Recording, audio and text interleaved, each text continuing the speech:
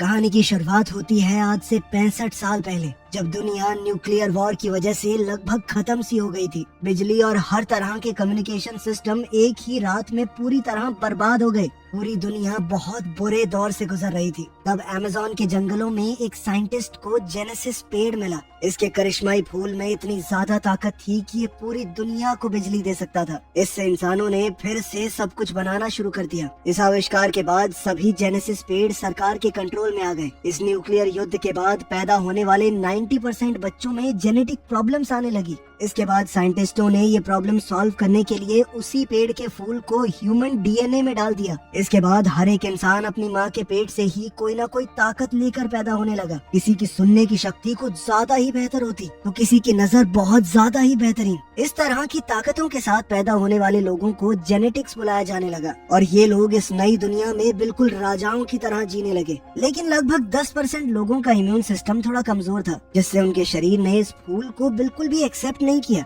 इन लोगों को स्पेशल्स बोला जाने लगा और इन्हें सिर्फ छोटे मोटे काम दिए जाते, जैसे साफ सफाई, मेंटेनेंस वगैरह। अब हम जेनेसिस इंस्टीट्यूट में क्लोई को देखते हैं, जो इस वक्त एक स्टूडेंट बनकर क्लास ट्रिप पर गई है और उसका व्हील चेयर वाला पार्टनर लियोन सफाई करने वाला बनकर वहाँ आया। सबका ध्यान हटते ही लियोन ने एक डिवाइस की मदद से बंद दरवाजा खोला और प्राइवेट एरिया में घुस गया। मैप चेक करते ही उसे पता चला कि 2 गार्ड पास में ही खड़े हैं, तो उसने वहाँ पर एक छोटा चूहे जैसा खिलौना भेजा। गार्ड्स उसके पीछे गए, उसे पकड़ा तो उस चूहे के अंदर से स्लीप गैस निकली, जिससे दोनों गार्ड बेहोश हो गए। लियोन ने उनकी चाबियां ली, वेंटिलेशन सिस्टम तक गया और गैस का टैंक जोड़ दिया, जिसके बाद स्लीपिंग गैस ने पाइप्स के अंदर से जाकर साइंटिस्टों को सुला दिया। फिर उसने मास्क पहना और लैब में घुसने की कोशिश की, पर उसका कोड गलत निकला। उसने क्लोई को कॉल किया और सही कोड लाने को कहा। मेन लॉबी में क्लोई ने कुछ लड़कों को स्पेशल्स के बारे में बोलते सुना कि उन्हें तो मार देना चाहिए। क्लोई ने उनसे झगड़ा शुरू कर दिया। बाकी बच्चे भी उन्हें उकसाने लगे। एक गार्ड भाग कर आया। क्लोई ने बेचारी बनकर गार्ड से मदद मांगी और उसी वक्त उसकी जेब से नोटबुक चुरा ली। नोटबुक में उसे सही कोड मिला जो उसने लियोन को भेज दिया। कोड मिलते ही लियोन जल्दी से लैब में घुस गया। उसने अपनी माँ की पुरानी घड़ी निकाली, जिसमें लिखा था कि हम सब एक हैं, हम सब बराबर हैं। ये पढ़कर उसे हिम्मत मिली। उसने एक लिवर खींचा, मशीन खुली और अंदर जेनेसिस ट्री था। उसने एक पुराना हथियार लिया और शीशे के अंदर छेद करना शुरू किया। लेकिन जैसे ही वो फूल तोड़ने लगा, पेड़ ने बहुत सारे स्पाइक शूट कर दिए और अचानक से अलार्म बजने लगा। लियोन ने फिर भी फूल को एक ब्लू कैप्सूल में पैक कर लिया। अनाउंसमेंट हुई कि ये बिल्डिंग अब लॉकडाउन में जा रही है और सबको जल्द से जल्द बाहर निकलना होगा। क्लोई लियोन का इंतजार करना चाहती थी, पर गार्ड्स ने उसे बाकी स्टूडेंट्स के साथ बाहर भेज दिया। किसी तरह किस्मत से लियोन भी समय रहते बाहर आ गया। बाहर लियोन ने जानबूझकर क्लोई को टक्कर मारी और उसका टेडी बियर नीचे गिरा दिया। उसने टेडी वापस देने से पहले कैप्सूल को टेडी के अंदर छुपा दिया। जब गार्ड्स ने लियोन की जेब चेक की तो उन्हें सिर्फ एक घड़ी मिली। उन्होंने घड़ी पर लिखी हुई बात का मजाक उड़ाया और साथ ही लियोन को फ्रीक कहकर पुकारा। एक आदमी बहुत ध्यान से सभी स्टूडेंट्स को चेक कर रहा था, लेकिन उसने भी ये तो नहीं सोचा कि इस टेडी के अंदर फूल छुपा हुआ होगा। कुछ देर बाद क्लोई और लियोन सड़क पर बड़ी स्क्रीन पर न्यूज देखने लगे। सेनेटर फ्रैंक लोगों से कह रहा था कि पैदा होने से पहले ही क्यों, हम फूल का इस्तेमाल लोगों के जन्म लेने के बाद भी तो कर सकते हैं। इसके बाद फेमस सिंगर मीरा वहाँ आई। उसने अनाउंस किया कि वो बिना ताकत वाले लोगों की डिस्ट्रिक्ट में फ्री टूर कर रही है, ताकि सब लोग एक साथ मिलकर रहें। अपना हुलिया बदलने के बाद लियोन ने क्लोई को समझाया कि पॉलिटिशियंस और सेलिब्रिटी सिर्फ ड्रामा करते हैं, उन्हें हम जैसे लोगों की कोई परवाह नहीं है। अभी थोड़ी देर पहले सड़क पर एक हमारे जैसे गरीब आदमी को खाने के स्टोर से धक्का देकर निकाल दिया गया। तभी हम देखते हैं कि एक सफाई करने वाला आदमी खिड़की से कुछ मिटा रहा था। वहाँ लिखा था डेथ टू द जेनेटिक्स, जिसका मतलब था कि सब लोग जेनेटिक्स को देखकर खुश तो नहीं है। वहीं मीरा के मैनेजर ने उसे कहा कि हालात खतरनाक हो रहे हैं। स्पेशल डिस्ट्रिक्ट जहाँ पर वो 10% लोग रहते हैं जिनके ऊपर उस फूल ने काम नहीं किया, वो पहले से बहुत रिस्की है और बहुत ज्यादा भीड़ आएगी, इसलिए ऑटोग्राफ सेशन को कैंसिल करना होगा। मीरा को ये बात बिल्कुल पसंद नहीं आई। उसने कहा कि ऐसे थोड़ी आएगी एकता, मुझे लोगों के सामने जाना होगा, उन्हें अपने जैसा महसूस करवाना होगा।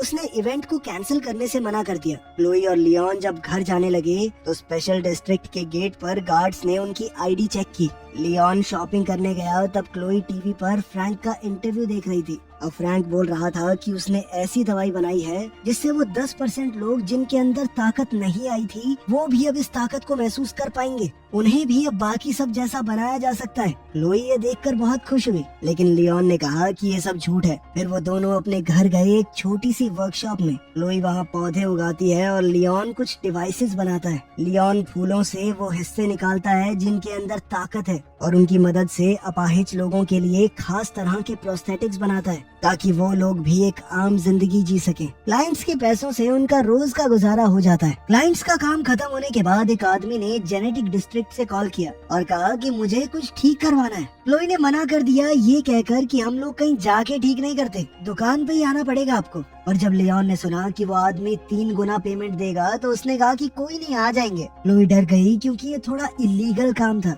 लियोन ने उसे समझाया कि मुझे सारा रास्ता पता है, कहाँ पे गार्ड्स हैं कहाँ पे नहीं, वो किसी को भी पता लगे बिना अंदर जा सकता है।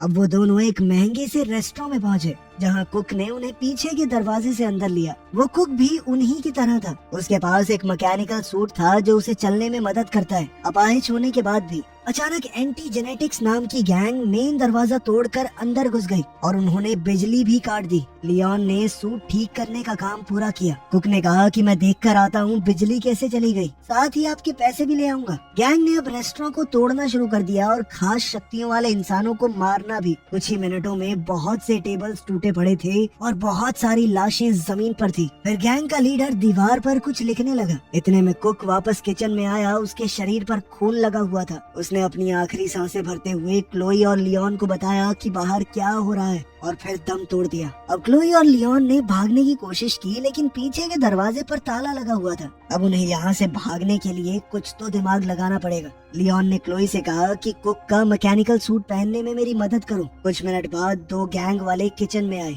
उन्हें सिर्फ मरा हुआ कुक ही दिखाई दिया क्योंकि क्लोई और लियोन छुपकर बैठे थे। वो लोग दीवार पर कुछ लिखते हुए बात कर रहे थे कि कल एक छोटा शो होगा और अगले दिन बहुत बड़ा काम। एक गुंडे ने अपने कुछ आइडिया देने की कोशिश की लेकिन बॉस ने उसे चाकू दिखाकर धमकाया कि प्लान में कोई बदलाव नहीं होगा, ठीक है। एक आदमी ने एक कागज गिरा दिया और क्लोई ने उसे उठाया। पुलिस की आवाज आई तो गुंडे निकल गए। अचानक लियोन के सूट ने कंट्रोल छोड़ दिया। सूट ने खुद ब खुद उसे खड़ा कर दिया और काउंटर पर फेंक दिया। दोनों आदमी उसके पीछे आए तो लियोन ने बर्तनों और गर्म पानी का इस्तेमाल करके उनसे लड़ाई की। लड़ाई के दौरान बॉस का मास्क हिल गया और उन्हें उसका चेहरा दिख गया। गुंडों ने लियोन को काउंटर पर दबा दिया और क्लोई उसे बचाने कूद पड़ी। फिर लियोन ने गुंडों के ऊपर आटा फेंका और जल्दी से वहाँ से निकलने की सोची। अब वो क्लोई के साथ एग्जिट की तरफ भागने लगा। सूट की ताकत से लियोन ने दरवाजा तोड़ दिया और वो दोनों वहाँ से बाहर निकल गए। बाहर लियोन को सूट में चल पाना बड़ा मुश्किल सा हो गया तो क्लोई उसे संभाल कर एक गली में ले गई। पुलिस की गाड़ियाँ पास से निकल गई पर उन दोनों को नहीं देख पाई।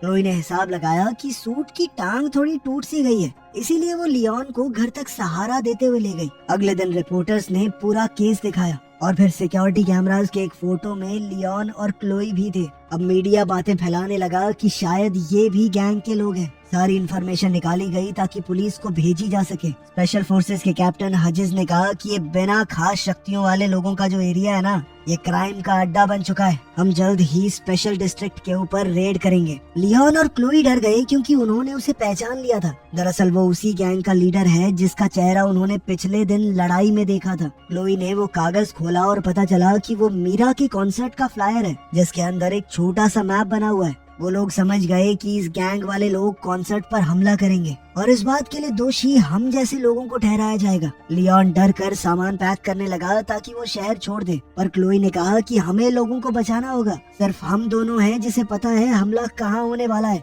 बहुत सारे निर्दोष लोग मरेंगे वहाँ पर, क्या हम ऐसा होने देंगे? इस पर लियोन ने कहा कि एक ऐसा आदमी जिसका नीचे का शरीर चलता नहीं और एक 12 साल की लड़की क्या कर लेंगे? ये सुनकर क्लोई रो पड़ी। उसने कहा कि भैया तुम खुद कर दो, और इतना कहकर भाग गई। लियोन चाहकर भी उसे रोक नहीं पाया। इसके बाद फ्लैशबैक में दिखाया जाता है कि एक जवान लियोन अपने पिता के ऑफिस में घुस गया था अपनी फाइल देखने के लिए। वहाँ उसे पता चला कि वो स्पेशल है। जैसे ही उसके पिता को पता चला कि उसका बेटा एक स्पेशल है, उसके पिता ने उसे वहीं पकड़ लिया। ये सब याद करके और अपनी माँ की घड़ी को देखकर लियोन ने फैसला किया कि उसे कुछ तो करना होगा। कुछ घंटों बाद क्लोई वापस आई और लियोन को सूट को ठीक करते हुए देखा। उसने लियोन की सूट पहनने में मदद की लियोन ने अपने हाथ पांव थोड़े चलाकर देखे और कहा कि वो ह्यूजेस को पकड़कर उसके गुनाह कबूल करवाएगा उससे। लियोन ने कुछ अबाड़ कबाड़ चीजों से अपने लिए हथियार बना लिए और लोहे तक को मोड़ देने की अपनी ताकत दिखाई। क्लोई को सूट के अंदर कुछ खास तरह की तारें दिखी तो वो एक केमिकल बनाने दौड़ी जिससे सूट में लगे हुए हथियार एक्टिवेट हो जाएं। उसी वक्त मीरा स्पेशल डिस्ट्रिक्ट में कॉन्सर्ट कर रही थी। जनता उसे देखकर पूरी तरह बेकाबू हो गई। फैंस को लोग धक्का मारने लगे। सिक्योरिटी उन्हें जैसे तैसे पीछे कर रही थी। कॉन्सर्ट के बाद मीरा बस में चढ़ने जा रही थी तब गार्ड्स ने उसकी सिक्योरिटी और मैनेजर को मार कर गिरा दिया। फिर रेबल्स ट्रक में आ गए और दीवारों पर अपना मैसेज लिखने लगे। हजेस ने मीरा को धमकाया कि चुपचाप हमारे साथ चलो वरना बुरा होगा। तभी लियोन वहाँ पर सूट और मास्क पहने आ गया। वो बालकनी से नीचे कूदा और सीधा हमला करना शुरू कर दिया, लेकिन क्लोई के केमिकल्स की वजह से सूट में पौधे उग गए। ये देखकर गुंडे हंसने लगे, लेकिन लियोन ने उन पौधों का ही इस्तेमाल कर लिया। एक आदमी गैस से गिर गया, दूसरा बेलों में उलझ गया। क्लोई ने एक चोरी की हुई गाड़ी से मीरा को आवाज लगाई, जबकि लियोन हजेस और उसके लोगों से लड़ने लगा। शुरुआत में तो लियोन बढ़िया मुक्के पेल रहा था, लेकिन फिर पूरी गैंग ने उसे घेर कर नीचे गिरा लिया। तब क्लोई ने गाड़ी से एक आदमी को टक्कर मारी। लियोन मौका देखकर गाड़ी में बैठ गया, लेकिन मीरा चीखने लगी। समझाने का वक्त नहीं था तो क्लोई जल्दी से गाड़ी भगाकर सबको वहाँ से ले गई। उन दोनों ने जल्दी से घर पहुंचकर दरवाजे बंद कर दिए। बाहर गैंग वाले उन्हें सड़कों पर ढूंढ रहे थे। वहीं टीवी पर रिपोर्टर्स बोल रहे थे कि मीरा को किडनैप करने की कोशिश की गई, लेकिन एक अनजान हीरो ने उसे बचा लिया। दूसरी ओर मीरा ने देखा कि लियोन घायल हो गया था। अब उसने जल्दी से लियोन के जख्मों पर मरहम पट्टी की और बताया कि मैं पहले एक डॉक्टर बनना चाहती थी। क्लोई ने लियोन की एकदम फ्लावर हीरो जैसी ड्राइंग बना दी, जो लियोन को तो बिल्कुल पसंद नहीं आई, लेकिन मीरा ने कहा कि नहीं है तो बढ़िया। अब लियोन ने मीरा को हजेस का सच बताया। इस पर मीरा कहने लगी कि देखो अब मैं जल्द से जल्द घर जाना चाहती हूँ। कल मेरा एक इवेंट है फ्रैंक के साथ फैमिली सेंटर में। लियोन को लग रहा था कि एंटी जेनेटिक्स गैंग का अगला टारगेट फ्रैंक होगा। आज उन्होंने मीरा पर हमला किया था तो वो कल फ्रैंक पर जरूर करेंगे। ये गैंग जन्म होने के बाद लोगों में होने वाले एनहांसमेंट या बदलाव के खिलाफ थी। ये मानते थे कि जो जैसा पैदा हुआ है वो हो गया। मीरा इस सब के बारे में पुलिस को आगाह करना चाहती थी, पर लियोन ने मना कर दिया क्योंकि हजेस भी तो एक पुलिस कमांडर ही है। अब उन लोगों ने मिलकर आगे का प्लान बनाया। अगले दिन मीरा और लियोन फैमिली प्लानिंग सेंटर गए, जैसे वो कोई नया शादीशुदा जोड़ा हो जो बच्चे करना चाहते हैं। मीरा फेमस थी तो उसने डॉक्टर से कहा कि सर मैंने अपॉइंटमेंट नहीं ली और ना ही किसी को आज तक अपने पति के बारे में बताया, क्योंकि मैं मीडिया से अपने परिवार को बचाना चाहती हूँ। लियोन ने डॉक्टर को जैसे तैसे मना लिया कि वो उन्हें अपनी फैसिलिटी का एक टूर दे। इस सब के दौरान लियोन ने बड़ी चालाकी से एक चाबी चुरा ली। फिर उसने वहाँ काम करने वाले लोगों का ध्यान भटकाया, ये कहकर कि मीरा अब सबके लिए परफॉर्म करेगी। ये कहकर उन्होंने सभी लोगों को एक कमरे में इकट्ठा कर दिया। तभी एंटी जेनेटिक्स गैंग के लोग आ गए और लियोन लॉबी में उनसे भिड़ गया। गुंडे उस पर टूट पड़े तो लियोन ने गैस बॉम्ब्स छोड़े जिससे उनके मास्क तक पिघल गए। शुरुआत में लियोन बहुत बढ़िया लड़ रहा था, लेकिन वो लोग बहुत ज्यादा थे, उन्होंने उसे नीचे गिरा लिया और वो गुंडे मिलकर उसे मारने लगे। हजेस ने उसका मास्क उतारा और उसके चेहरे पर बार बार मुक्के मारने लगा। तभी अचानक फ्रैंक की सिक्योरिटी आ गई और गुंडे भाग गए। इस पर मीरा ने बताया कि उसने ही फ्रैंक को कॉल किया था, क्योंकि वो समझ गई थी कि गुंडे ज्यादा होंगे, लियोन अकेला नहीं संभाल पाएगा। लियोन ने पूछा कि गार्ड्स ने गुंडों को फॉलो क्यों नहीं किया, तो फ्रैंक ने कहा कि तुम हमारे लिए उनसे ज्यादा जरूरी थे। पता चला कि फ्रैंक असल में लियोन का पिता है। क्लोई ये सुनकर पूरी तरह चौंक गई। वो सोच में पड़ गई कि लियोन ने आज तक उससे झूठ कहा कि उनके पिता मर चुके हैं। वो नाराज होकर वहाँ से भाग गई। अब रिपोर्टर अंदर आ गए तो उन्हें देखते ही फ्रैंक का पॉलिटिशियन मोड ऑन हो गया। उसने कहा कि मेरा बेटा एक प्रूफ है कि जेनेटिक्स और ऐसे लोग जिनके ऊपर फूल ने काम नहीं किया, उन लोगों के बीच में गैप बहुत ज्यादा बढ़ गया है। इसीलिए कल वोट बड़े ध्यान से देना।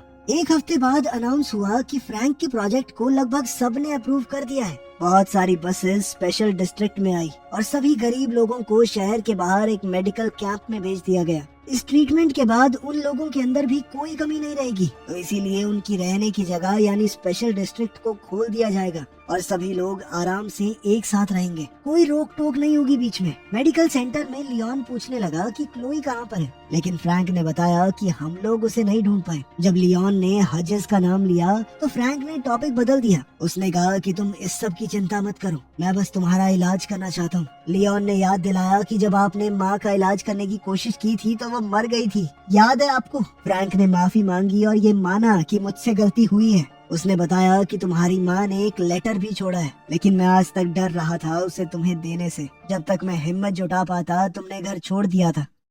अब लियोन ने लेटर खोला। उसकी माँ ने लिखा था कि मुझे तुम लोगों को छोड़ना पड़ा, उसके लिए मैं माफी चाहती हूँ। वो चाहती थी कि लियोन एक अच्छा आदमी बने, लेकिन उसे डर था कि लियोन के अंदर का गुस्सा उसके दिल को खा जाएगा, उसके अंदर कड़वाहट आ जाएगी। उसने कहा कि बेटा, लोगों को माफ करना सीखो, क्योंकि कोई भी आखिर तक साथ नहीं होता। ये सब पढ़कर लियोन अपनी माँ को याद करके रोने लगा। मीरा वहाँ आई और लियोन को ताजी हवा के लिए बाहर ले गई। बाहर घूमते हुए लियोन को क्लोई दिख गई तो उसने उससे माफी मांगी। क्लोई भी अपने भाई से ज्यादा वक्त तक गुस्सा कैसे रह पाती। फिर लियोन ने बताया कि मुझे लगता है फ्रैंक ने ही सारे हमले करवाए हैं ताकि उसका प्रोजेक्ट अप्रूव हो जाए, लेकिन उसे पकड़ने से पहले उन्हें उसके खिलाफ सबूत ढूंढना होगा। क्लोई को एक आइडिया आया और उसने एक आदमी से जिसके पास आई प्रोस्थेटिक है उसका कैमरा मांग लिया। उधर डॉक्टर्स ने अगले पेशेंट का नाम अनाउंस किया। उधर लैब में क्लोई ने वेंट्स में घुसकर रिकॉर्डिंग स्टार्ट कर दी। हजिस और फ्रैंक आपस में बात कर रहे थे। उनकी बातचीत से ये तो साफ हो गया कि उन दोनों ने मिलकर ही ये कांड किया है। अपने कुछ पेशेंट्स को बेहोश करते वक्त फ्रैंक अपना प्लान समझा रहा था। वो इन लोगों के दिमाग से एक खास तरह के जीन को निकालना चाहता था। फिर वो उस जीन को उन लोगों के अंदर इंजेक्ट करेगा जिनके अंदर खास ताकत थी। फ्रैंक इसे इंसानों का अगला एवोल्यूशन कह रहा था। फ्रैंक ने बताया कि इससे वो लोग और बेहतर हो जाएंगे, हमेशा जवान रहेंगे चाहे कोई भी उम्र हो। उसे स्पेशल्स यानी नापाहिज लोगों की कोई परवाह नहीं थी। इन लोगों का तो सिर्फ वो इस्तेमाल करना चाहता है उस जीन को निकालने के लिए। थोड़ी देर बाद क्लोई ने टेंट में सबको रिकॉर्डिंग सुनाई। मीरा रोते हुए वहाँ मौजूद सभी स्पेशल्स से माफी मांग रही थी, क्योंकि उसे इस बारे में कुछ नहीं पता था। लियोन ने अपनी माँ के मैसेज को दोहराया कि हम सब एक बराबर हैं, हमारे अंदर कोई कमी नहीं है, इंसान है हम भी। ये बातें कहते हुए उसने सबको लड़ाई के लिए उकसाया। उसने कहा कि मुझे किसी भी हालत में मेरा सूट चाहिए। इस पर क्लोई ने बताया कि मैंने पहले ही स्टोरेज की चाबियां चुरा ली हैं। अगले दिन फ्रैंक और कुछ नर्सेज लियोन के कमरे में आ रहे थे उसका इलाज करने के लिए। लियोन ने चद्दर के नीचे अपना सूट पहना हुआ था। उसने तुरंत अपने पिता को पकड़ लिया और नर्सेज से वो इंजेक्शन छीन लिया। फ्रैंक ने कहा कि मैंने ये सब तुम्हारे लिए किया है बेटा, मैं तुम्हारा इलाज करना चाहता हूँ। लेकिन लियोन ने कहा कि तुम एक हैवान हो और कुछ नहीं। अब लियोन ने उसे कमरे के अंदर बंद कर दिया। उसने क्लोई से थोड़ा बारूद लिया और सिक्योरिटी रूम की तरफ दौड़ने लगा। वहाँ मौजूद गार्ड से लड़कर उसने उन्हें गिरा दिया, लेकिन एक गार्ड ने जल्दी से अलार्म बटन दबा दिया ताकि सबको इस गड़बड़ी का पता चल जाए। उधर क्लोई ने कैमरा को कंप्यूटर से कनेक्ट किया ताकि वो पूरी रिकॉर्डिंग पुलिस को भेज सके सबूत के तौर पर। लियोन के जाने से पहले मीरा ने उसे किस किया और कहा कि लौट कर जरूर आना। उधर टेंट वाले एरिया में हजिस अपनी गैंग के साथ आ चुका है। लियोन और स्पेशल्स ने उन्हें घेर लिया और बहुत बड़ी लड़ाई शुरू हो गई। स्पेशल्स के पास सिर्फ बर्तन, पाइप्स जैसी नॉर्मल चीजें थी, लेकिन उनकी तादाद ज्यादा होने की वजह से लड़ाई बराबर की चल रही थी।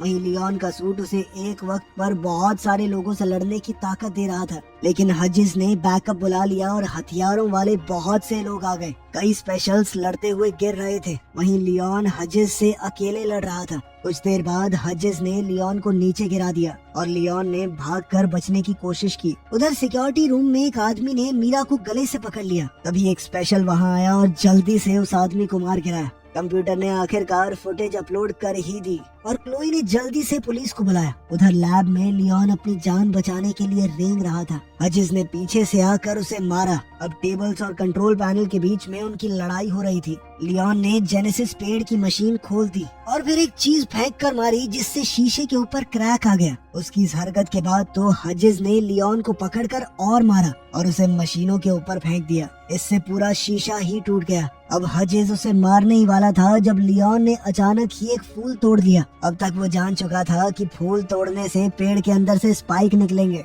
वो हजिस के चेहरे में घुस गई और वो गिर पड़ा। वहीं पुलिस ने आकर फ्रैंक के सारे लोगों को अरेस्ट कर लिया। उन्हें कई सारे सबूत भी मिले। तभी क्लोई और मीरा लियोन को देखने के लिए भाग कर आई और इस बार लियोन ने आगे बढ़कर मीरा को चूम लिया। एक हफ्ते बाद सभी न्यूज चैनल्स फ्रैंक के इस घिनौने प्लान को एक्सपोज कर रहे थे। लोग कह रहे थे कि एक मास्क वाले आदमी ने सबको बचाया है। अफवाह थी कि वो फ्रैंक का बेटा है, लेकिन पुलिस वालों ने इस बात को नकार दिया। फ्रैंक खुद वहाँ से भाग गया था। अब गवर्नमेंट ने भी लोगों को अलग अलग रखने की अपनी पॉलिसी बंद कर दी। अब सब लोगों को आजादी थी, कोई भी कहीं जा सकता था। इस सब के दौरान मीरा का गला डैमेज हो गया था, तो अब वो गा तो नहीं सकती, लेकिन लियोन के साथ अपनी जिंदगी में बहुत खुश है। लेकिन फ्रैंक अभी भी फरार था। कहानी के आखिर में हम उसे देखते हैं कि वो अपने बेटे को दूर से घूर रहा। इसी के साथ दोस्तों ये कहानी यहाँ पे खत्म हो जाती है। बाकी आप बताइए आपको कैसी लगी। मिलते हैं आपसे अगली वीडियो में। ध्यान रखिएगा अपना। Thanks for watching.